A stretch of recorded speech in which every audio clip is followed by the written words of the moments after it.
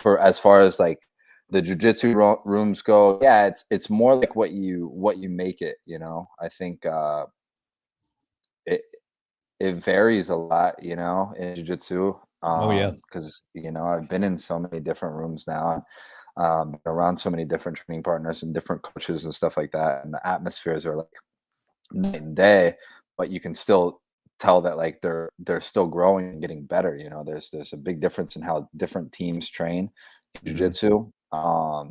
And and they're all successful, you know. Well, you know, some, not all of them, but like, you know, different ones that are training very differently than other ones. They're still successful teams. They just, you know, some of them have, you know, some are really good with, like, you know, they have like their cardio and they're in shape and this and that, but maybe they're lacking in some skill development, or maybe they're getting injured too much because they're going too hard all the time.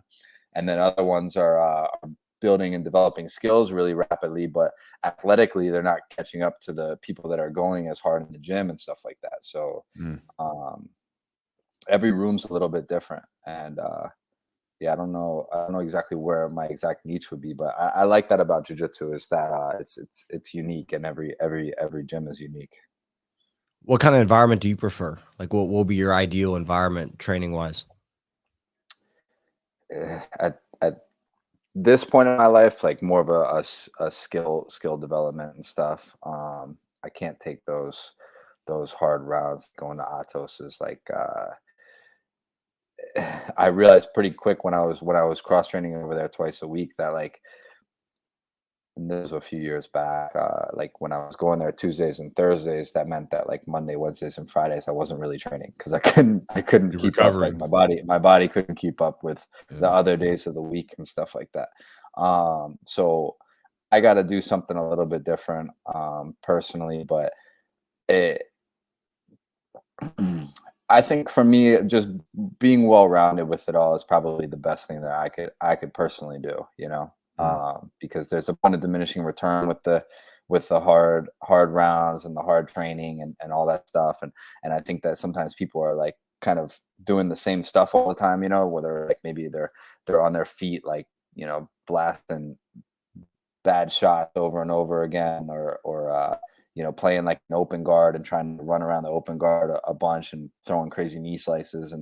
Um and then, you know, there's the people that are slowing things down a lot more, and playing the situations a lot more, and inviting more situations and outcomes and stuff like that to learn from.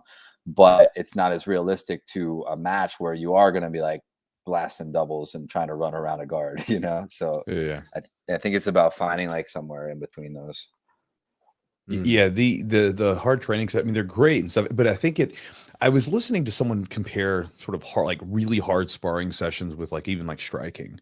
You know, they can be really good if you're on the good end of them, of course. If you're the Mhm. nail on a lot of those, it's not so good for you. But if you're on the good end of those, they can be really good, but the sort of, I guess, the longevity to that isn't quite there. You know, it's like you can look at, say, like a lot of the guys, like you know, a lot of the shoot box guys that Mm. train like a long time. It's like they're just going so hard all the time.